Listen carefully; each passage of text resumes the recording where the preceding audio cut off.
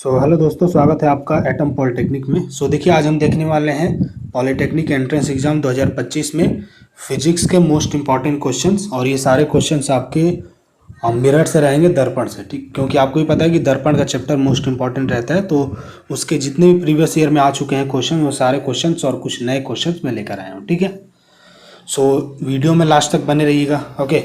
देखिए, जो पहला क्वेश्चन है हमारा वो ये है कि वास्तविक वस्तु का आभासी प्रतिबिंब बनता है किससे बनता है? उत्तल दर्पण से, समतल दर्पण से, या इनमें से कोई नहीं? तो वास्तविक वस्तु का आभासी प्रतिबिंब आपका समतल दर्पण से बनता है, ठीक है। वास्तविक वस्तु का आभासी प्रतिबिंब सिर्फ और सिर्फ समतल दर्पण से ऑलवेज बनेगा, ठीक है। चलिए नेक्स्ट। वास्तविक वस्तु का हमेशा सीधा प्रतिबिंब बनाने वाले दर्पण कौन से होते हैं? वास्तविक वस्तु का हमेशा सीधा प्रतिबिंब बनाने वाला दर्पण कौन सा होता है? समतल, उत्तल, अवतल, या उत्तल अवतल, या समतल और उत्तल। तो इसका जो राइट आंसर है वो है थर्ड, समतल और उत्तल, ठीक है।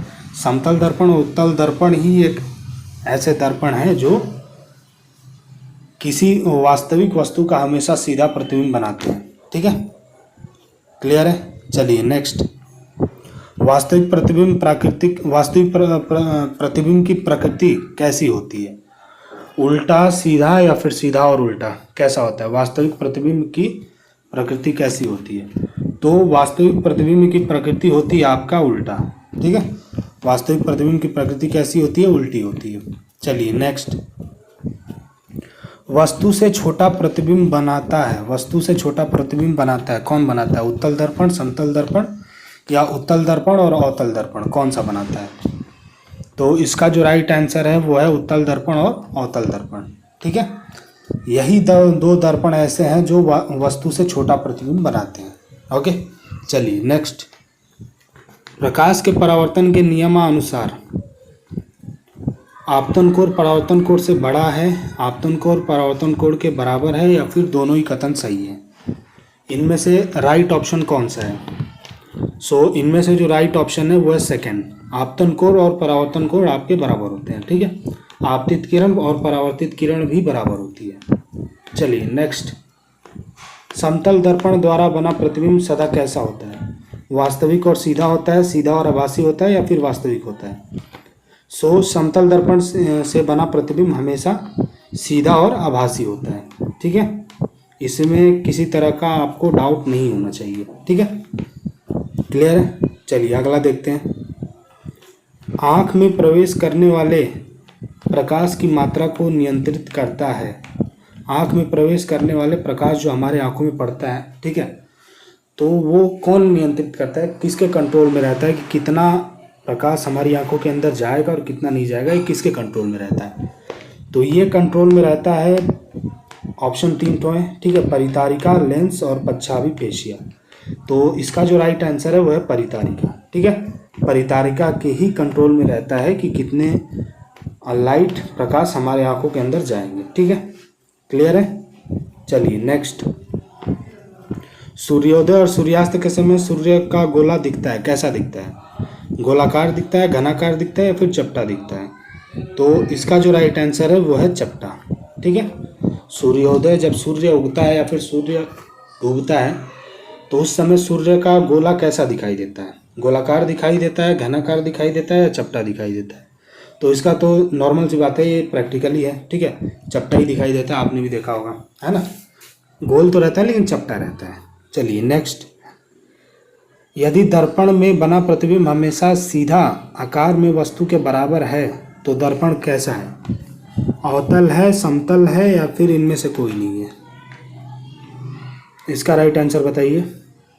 यदि दर्पण में बना प्रतिबिंब हमेशा सीधा आकार में वस्तु के बराबर है, सीधा और वस्तु के बराबर, तो कौन सा दर्पण है? नॉर्मल सी बात है, समतल दर्पण ही है, ठीक है, समतल दर्पण। चलिए नेक्स्ट।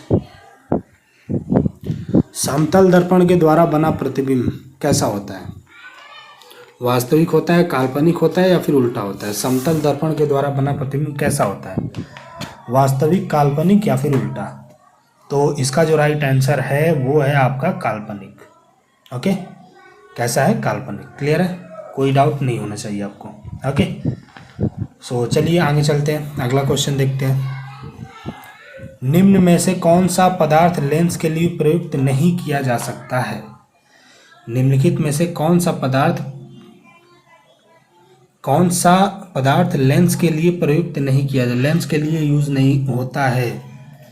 जल है, मिट्टी है, कांच है, इनमें से कौन सा ऐसा पदार्थ है जो लेंस में किसी भी सूरत में यूज नहीं होता है? तो इसका जो राइट आंसर है वो है हमारा मिट्टी। ठीक है, मिट्टी का किसी भी रूप में ना ही दर्पण में यूज है और ना ही लेंस में। ठीक है, कोई रिलेशन नहीं है मिट्टी का दर्पण और लेंस के साथ। ओके, क्लियर है? चलिए नेक्स्ट।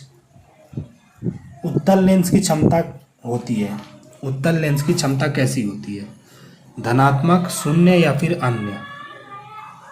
उत्तल लेंस की क्षमता कैसी होती है? धनात्मक होती है, शून्य होता है या फिर अन्य, मतलब कोई कुछ और ही होता है?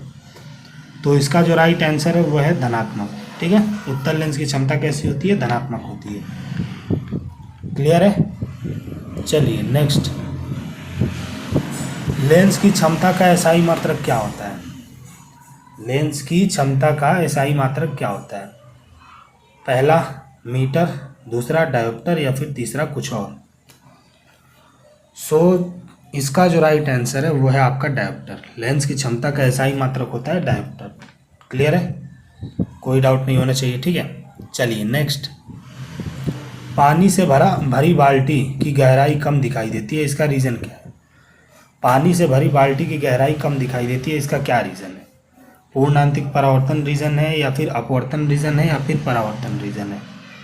रीज़न है क्या? पानी में जब बाल्टी भरी होती है तो उसमें गहराई कम दिखाई देती है, क्या रीज़न है? तो इसका रीज़न है अपवर्तन। ठीक है, और अगर इसमें एक क्वेश्चन और बनता है कि जो छड़ डालते हैं वो टेढ़ा दिखाई देता है, वो भी इसी के कारण। ठीक है, चलिए नेक्स्ट। पानी में डाली हुई छड़ी टेढ़ी दिखती है, इसका रीज़न क्या है? पानी में डाली हुई छड़ी टेढ़ी दिखती है, इसका रीज़न क्या है? परावर्तन है, अपवर्तन है या फिर परावर्तन और अपवर्तन दोनों ही है?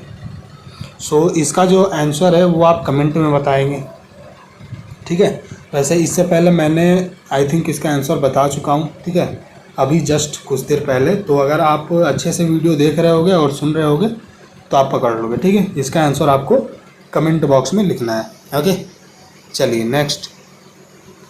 दर्पण की चौड़ाई को दर्पण का कहा जाता है, क्या कहा जाता है? दर्पण की चौड़ाई को दर्पण का क्या कहा जाता है? फोकस कहा जाता है, ध्रुव कहा जाता है या फिर द्वारक कहा जाता है? दर्पण की चौड़ाई को दर्पण का क्या कहा जाता है? दर्पण की चौड़ाई को दर्पण का द्वारक कहा जाता है। क्या कहा जाता है? द्वारक। क्लियर है? ओके, दर्पण की चौड़ाई को दर्पण का द्वारक कहा जाता है। ठीक है, चलिए नेक्स्ट। सोलर कुकर में प्रयोग किए जाते हैं, क्या प्रयोग किए जाते हैं? अवतल दर्पण, उत्तल दर्पण या फिर समतल दर्पण? सोलर कुकर में प्रयोग किए जाते हैं अवतल, उत्तल या फिर समतल। तो इसका जो राइट आंसर है वो है अवतल दर्पण। ठीक है, सोलर कुकर में अवतल दर्पण का ही प्रयोग किया जाता है। क्लियर है? कोई डाउट नहीं होना चाहिए। ठीक है, चलिए नेक्स्ट। रोगियों के नाक, कान, गले आदि की जांच के लिए डॉक्टर प्रयोग करता है, क्या प्रयोग करता है? समतल दर्पण, उत्तल दर्पण या फिर अवतल दर्पण? रोगियों के नाक, कान, गले आदि की जांच के लिए डॉक्टर प्रयोग करता है, तो इन सब के लिए डॉक्टर आपका अवतल दर्पण का ही प्रयोग करता है। ठीक है, क्या? अवतल दर्पण का प्रयोग करता है। क्लियर है?